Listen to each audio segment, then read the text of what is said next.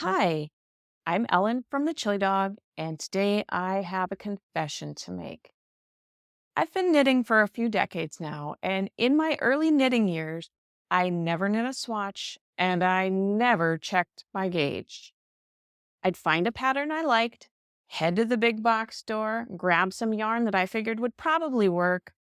I got needles that were the same size as the pattern said, and then I'd head home and just start knitting.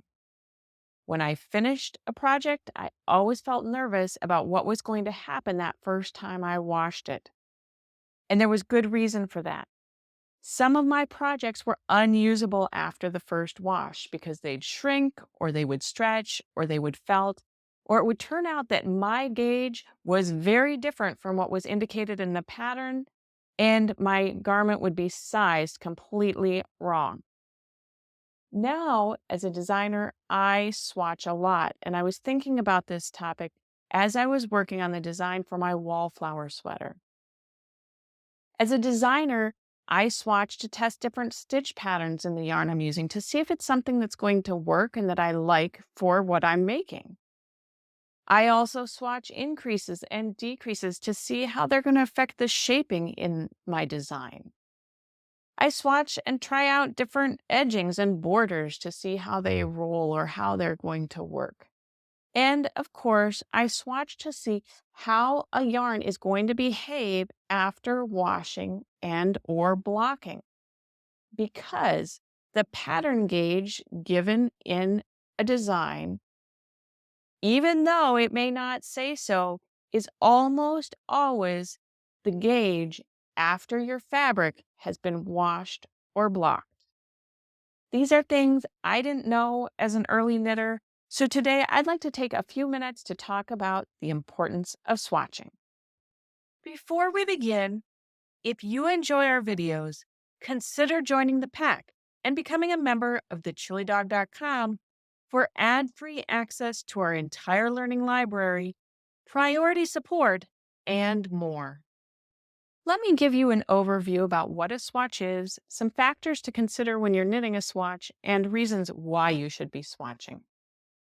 A swatch is really just a small sample of knitting that helps you predict what your finished fabric or your finished project is going to look like so you don't have any unexpected surprises later. It's almost as if you could magically just pop a small piece out of that larger item to study the characteristics of the fabric. In sports, they say that you should practice like you play. In knitting, you should swatch like you knit. To ensure this swatch is really a good predictor of the finished fabric, it's important to knit with the same materials and the same tools under the same conditions in the same methods that you're going to use to knit the final project. Once your swatch has been knit, it's time to wash it or block it in the same way that you're going to care for your finished item. And that may mean machine washing and drying it, or machine washing it and laying it flat to dry. Or if you're knitting something lacy, it could even mean hand washing your swatch and then stretching it into shape and pin blocking it to enhance that lace pattern. However you're going to care for your finished item is how you should care for your swatch. Once you're done with that, it's time to take a look at your fabric and check your gauge. Because remember, even though it's not specifically said in a pattern, pattern gauge is given after washing and blocking. When you're looking at your swatch, you may decide a couple of things. Hopefully your fabric is perfect. You love the look and feel of it, you matched your pattern gauge perfectly, and you can just go ahead and start knitting your project. More likely than not, you may need to make some adjustments either to your fabric or adjustments to the pattern.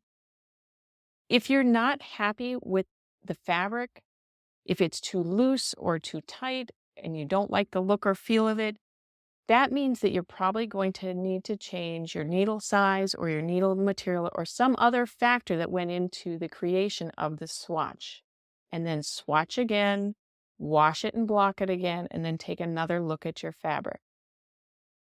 If you like the fabric, but you didn't match the gauge perfectly, at that point, you're going to need to make some sort of mathematical adjustments to the knitting pattern. Now for some reasons to swatch.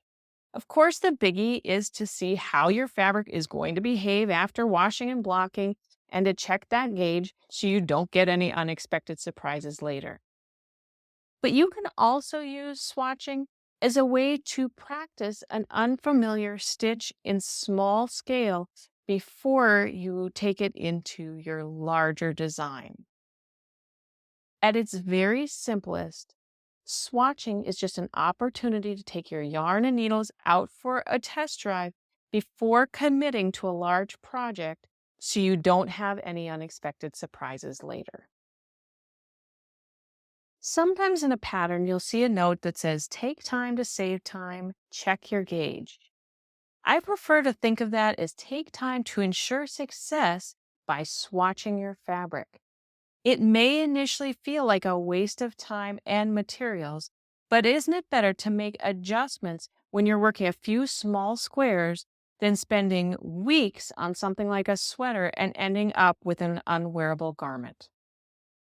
I hope you enjoyed learning a little bit about swatching.